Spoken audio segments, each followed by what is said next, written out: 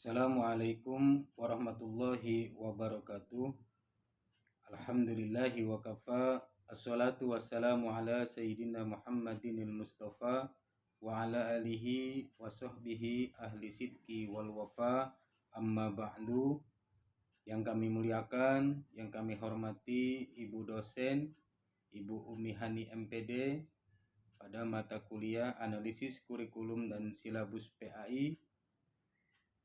Yang kami hormati, yang kami cintai, mahasiswa PJJ UIN Syekh Nurjati Cirebon, wabil khusus kelas A40.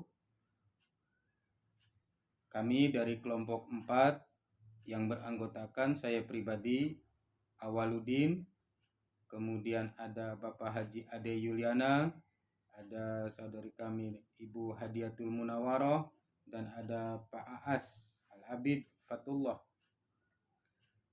yang insyaallah akan membawakan materi yang bertema peran guru dan kepala sekolah dalam pengembangan kurikulum. Dalam hal ini kami berbagi tugas. Untuk penyampaian tentang peran guru akan disampaikan oleh Ibu Hadiatul Munawaroh. Kemudian Bapak Aas akan memaparkan tentang peran kepala sekolah. Kemudian ada Bapak Haji Ade Yuliana yang akan menyampaikan tentang pengembangan kurikulum PAI. Peran guru dalam pengembangan kurikulum. Peran guru dalam pengembangan kurikulum itu sangat penting dan strategis karena guru tidak hanya sebagai pelaksana kurikulum saja, tetapi juga sebagai kontributor aktif dalam pengembangan kurikulum tersebut. Maka beberapa peran utama seorang guru dalam pengembangan kurikulum yaitu yang pertama adalah sebagai perancang kurikulum, di mana sebagai perancang kurikulum, guru terlibat dalam merancang dan menyusun rencana pembelajaran yang sesuai dengan kebutuhan peserta didik dan juga kondisi lingkungan belajar. Seperti contohnya adalah menyusun rencana pelaksanaan pembelajaran atau RPP, kemudian menyesuaikan materi ajar dengan karakteristik siswa. Kemudian selain perencana kurikulum, seorang guru juga merupakan pelaksana kurikulum tersebut. Nah, jadi seorang guru merupakan aktor utama dalam menerjemahkan kurikulum ke dalam proses pembelajaran di kelas. Contohnya adalah menggunakan metode apa yang sesuai dengan karakteristik peserta didik dan juga strategi pembelajaran yang variatif. Kemudian menerapkan pendekatan pembelajaran yang berpusat pada siswa. Selain itu, seorang guru juga merupakan evaluator kurikulum. Jadi guru menilai keefektifan selain perencana kurikulum, kemudian pelaksana kurikulum juga sebagai evaluator kurikulum. Jadi guru menilai keefektifan kurikulum melalui hasil belajar siswa dan juga pengalaman mengajar. Contohnya adalah melakukan penilaian formatif dan juga sumatif. Kemudian guru juga bisa memberikan masukan terhadap revisi kurikulum. Nah, selain evaluator kurikulum, juga guru dapat menjadi inovator kurikulum. Jadi guru melakukan inovasi dan improvisasi terhadap isi dan metode kurikulum agar tetap relevan dan menarik. Contohnya adalah mengembangkan media dan bahan ajar kreatif, menyesuaikan pembelajaran dengan teknologi terkini. Nah, selain itu juga seorang guru dapat menjadi konsultan kurikulum. Jadi guru dapat menjadi narasumber atau pembimbing bagi sesama guru dalam mengembangkan dan mengimplementasikan kurikulum. Contohnya adalah berpartisipasi dalam forum MGMP, musyawarah guru mata pelajaran, atau menjadi mentor bagi guru yang baru.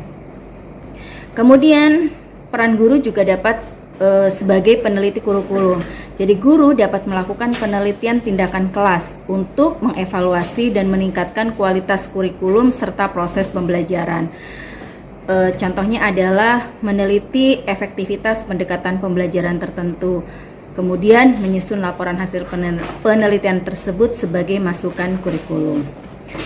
Itu saja dari saya penjelasan tentang peran guru dalam pengembangan kurikulum. Assalamualaikum warahmatullahi wabarakatuh. Saya Muhammad Aas Al-Abid Fatullah, ingin menyampaikan tentang peran kepala sekolah di era sekarang. Di era sekarang, kepala sekolah punya peran yang sangat penting. Mereka bukan hanya sebagai pemimpin biasa, tapi juga harus bisa membawa sekolah mengikuti perkembangan zaman, terutama dalam hal teknologi. Kepala sekolah harus memastikan guru dan siswa bisa menggunakan teknologi dengan baik, misalnya lewat pelatihan dan fasilitas yang memadai. Selain itu, kepala sekolah juga harus bisa memimpin dengan cara yang menginspirasi dan memotivasi guru serta siswa agar terus berinovasi dalam pembelajaran. Mereka juga harus pintar menggunakan data untuk mengambil keputusan yang tepat demi kemajuan sekolahan. Kalau bicara soal kurikulum yang diterapkan oleh pemerintahan saat ini, kepala sekolah punya tugas besar untuk memastikan kurikulum ini berjalan dengan baik. Mereka harus mendukung guru agar siap menerapkan kurikulum baru, mulai dari pelatihan sampai evaluasi hasil belajar. Kepala sekolah juga mengatur semua proses pembelajaran supaya sesuai dengan prinsip kurikulum yang diterapkan oleh pemerintah, dan karena memang lebih fleksibel dan menyesuaikan kebutuhan siswa. Singkatnya, kepala sekolah di era sekarang adalah pemimpin yang harus bisa menggabungkan teknologi dan kurikulum baru dengan baik. Mereka jadi penggerak utama agar sekolah bisa maju. Guru semakin profesional dan siswa mendapatkan pendidikan yang lebih bermakna. Mungkin Ya, baiklah. Pada bagian ini, saya akan menjelaskan pengembangan kurikulum pendidikan agama Islam. Dunia pendidikan Islam terus mengalami perubahan yang signifikan dari waktu ke waktu. Oleh karena itu, diperlukan kurikulum yang tepat untuk menentukan arah pengembangan yang diinginkan. 2. Diperlukan asas yang sesuai harus diterapkan dalam pengembangan kurikulum pendidikan agama Islam. Kurikulum pendidikan agama Islam merupakan suatu rencana sistematis yang dirancang untuk mendukung siswa dalam memahami, merasakan, meyakini, dan menerapkan ajaran Islam secara komprehensif. Kurikulum ini meliputi berbagai asas-asas tersebut, antara lain: 1. Asas teologi, 2. Asas filosofis, 3. Asas sosial budaya, 4. Asas ilmu pengetahuan, dan kelima, serta prinsip sosial budaya yang memperhatikan keberagaman karakter siswa. Demikianlah pemaparan tentang peran guru dan kepala sekolah dalam pengembangan kurikulum yang telah disampaikan oleh rekan-rekan kami, anggota kelompok 4, dan saya sebagai ketua kelompok ingin membacakan satu bait dari sebuah buku karya Profesor Dr. Nana Syaudih Sukmadinata tentang pengembangan kurikulum teori dan praktik. Pada halaman 28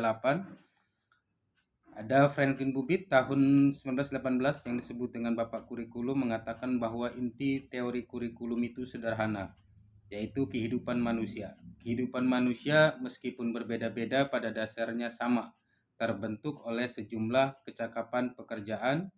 Pendidikan berupaya mempersiapkan kecakapan-kecakapan tersebut dengan teliti dan sempurna. Kecakapan-kecakapan yang harus dikuasai untuk dapat terjun dalam kehidupan sangat bermacam-macam, bergantung pada tingkatan maupun jenis lingkungan.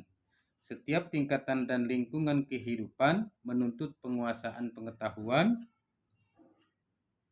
keterampilan, sikap, kebiasaan, dan apresiasi tertentu. Hal inilah tujuan daripada kurikulum. Kami kelompok 4 mengucapkan terima kasih. Mohon maaf atas segala kekurangannya. Akhirul kalam. Assalamualaikum warahmatullahi wabarakatuh.